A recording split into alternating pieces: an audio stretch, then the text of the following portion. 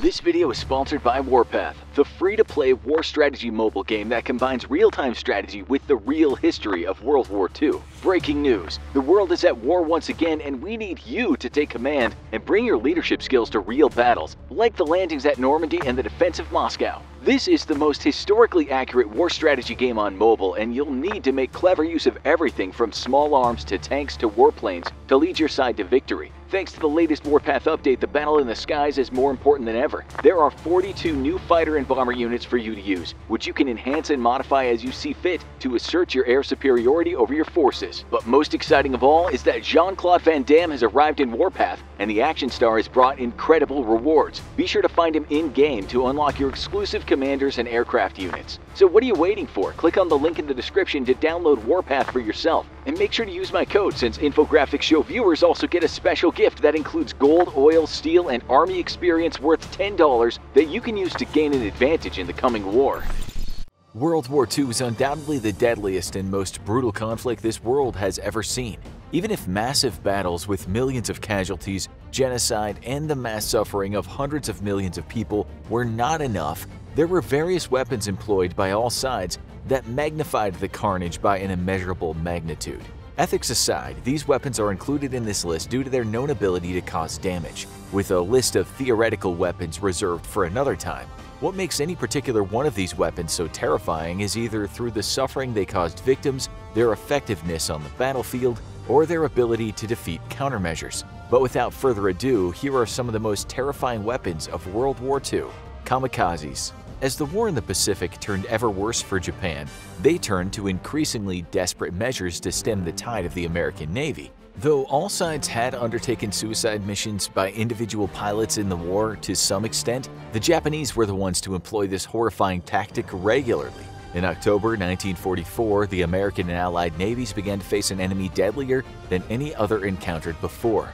The premise behind a kamikaze attack was simple: load an aircraft with as many bombs and explosives as possible, find a high-value target like an aircraft carrier, and keep going until you hit it.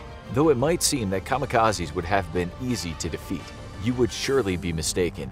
In conventional air attacks, if the flak is too heavy or too many enemy aircraft approaching, pilots concerned with preserving their lives would break off and return to base. This was not the case for kamikazes. What made these men so terrifying was not only the weapon they piloted at US ships at hundreds of miles an hour, but their training before even stepping into the cockpit.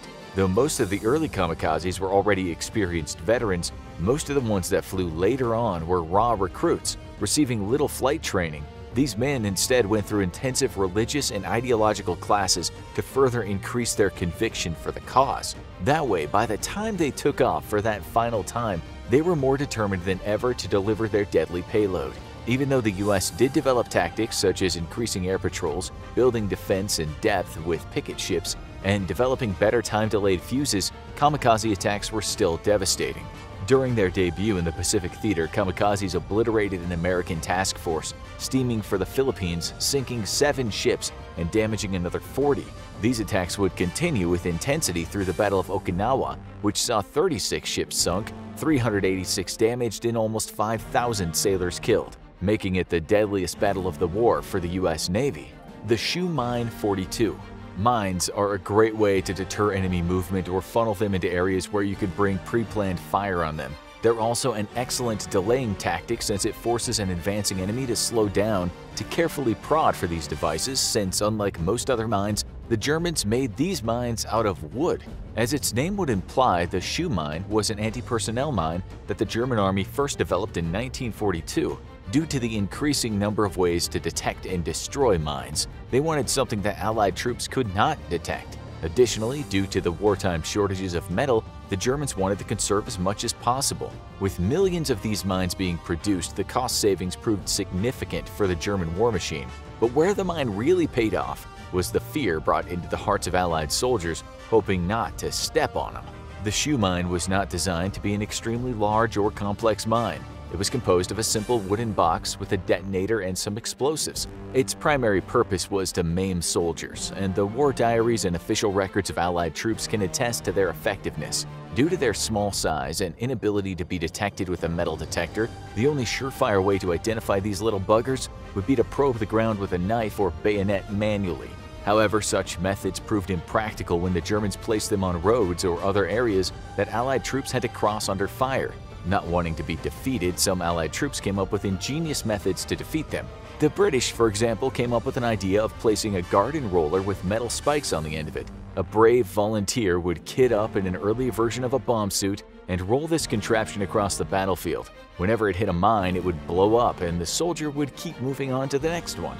Though this design was eventually not approved for broader use by General Montgomery, it's an excellent example of how such a simple device could defeat every advanced detection system the Allies possessed, causing fear and casualties in its wake.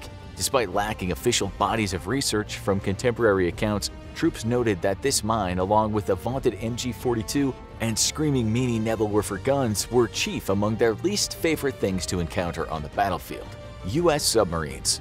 German U-boats get a lot of credit for World War II, and rightfully so. They sunk almost 15 million tons worth of war material and sent tens of thousands of sailors down to an early watery grave. However, even though U-boats are more famously known during the war, it was actually the U.S. submarine force that was much more feared, and for a good reason.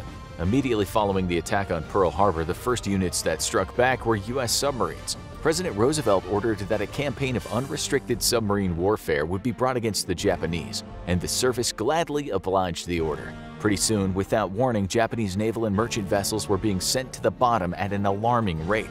U.S. submarines were so successful at attacking Japanese shipping that by the end of 1944, most submarine commanders reported patrols were increasingly difficult, not due necessarily to enemy action, but due to a loss of targets to shoot. This sentiment can be seen in the data for Japanese merchant shipping losses, with over 8.5 million tons of shipping sunk. Those figures mean that the entire Japanese merchant marine was sunk almost twice over compared to its starting tonnage at the beginning of the war.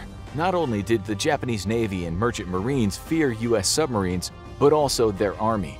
During the war, historians have estimated that over 44 Japanese troop ships were sunk, with over 33 of those causing over 1,000 deaths. Some of the troop ships, such as the sinking of the Toyama Maru, resulted in the deaths of over 5,000 soldiers. In total, tens of thousands of Japanese troops were killed at sea, and the threat posed by submarines was so bad, top army commanders were unsure if they'd be able to reinforce their far-flung Pacific outposts. If sinking the entire Japanese merchant fleet, helping cripple the Japanese Navy, and preventing the Japanese army from moving were not terrifying enough, another way that submarines caused even more suffering was through their blockade of Japan.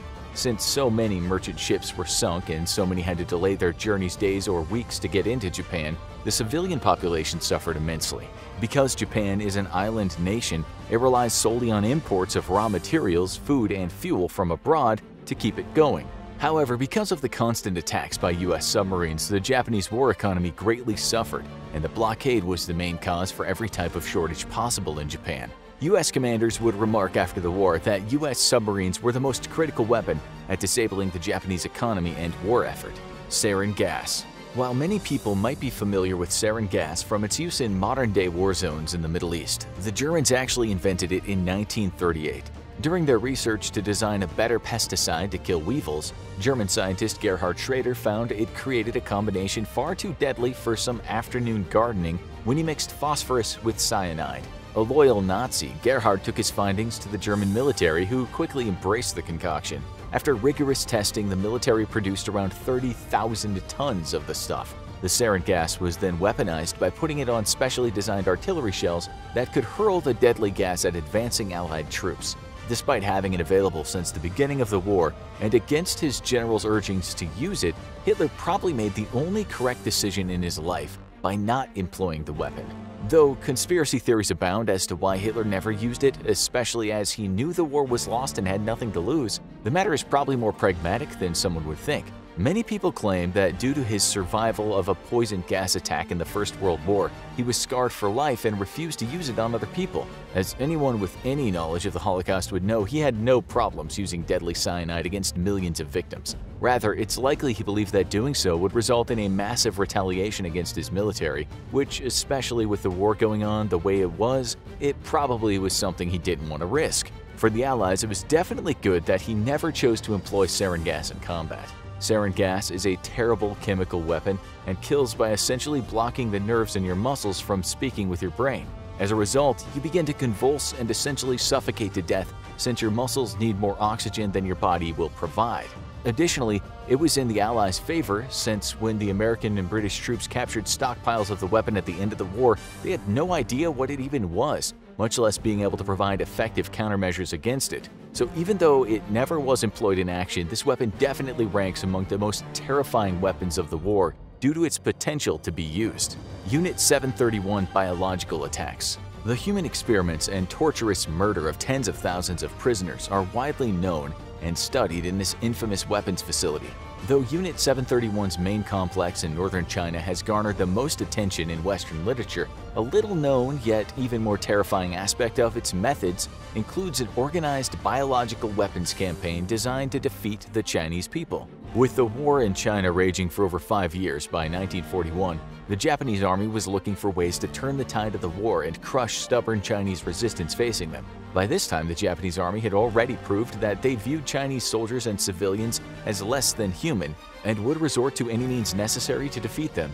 When researchers with Unit 731 approached army officials with their plans to test a variety of diseases to see which ones were the most effective at causing a pandemic, they happily obliged. After choosing various diseases such as cholera, bubonic plague, typhoid, anthrax, botulism, and dysentery, Unit 731 decided to run live test trials of the effects of these deadly diseases by employing them against the civilian population.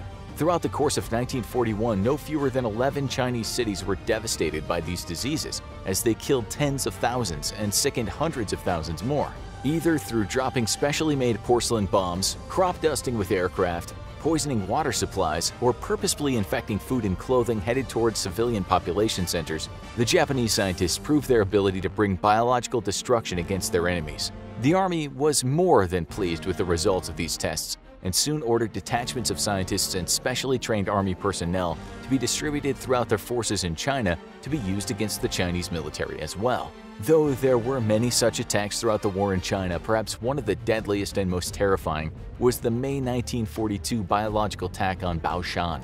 Situated near the border with Burma, this area of southeastern China was vital for the Japanese military to control in order to prevent resupply of Chinese forces in the region from the south. After the successful test trials of 1941, the army wanted to start conducting biological warfare operations in conjunction with its conventional military attacks. Between May 4th to May 6th, 1942, the city was bombarded by tons of munitions from Japanese planes, to include numerous bombs filled with disease-ridden flies. Additionally, troops from Unit 731 poisoned local water supplies with cholera. The Japanese hoped that after the successful assault on the city, the remaining civilians would flee to the countryside and infect their countrymen. To the surprise of the Japanese, it worked better than expected. Within weeks, a full-blown epidemic was ravaging southeastern China. Entire families were wiped out and villages were decimated. This area of China had never once had a recorded cholera outbreak, and this added to the suffering of those exposed who had no natural immunity to the disease. Because of this, by July, some estimates propose that over 200,000 people died. Even though data is scarce and death tolls from the attack range wildly, depending on defining the geographic location and time frame, this attack is still by far the deadliest single biological weapon attack of the war. Thanks again to our sponsor Warpath, the free-to-play war strategy mobile game that combines real-time strategy with the real history of World War II. Click the link in the description to download it now, and don't forget to use our exclusive code to get a head start as you explore, construct, and fight your way to world domination.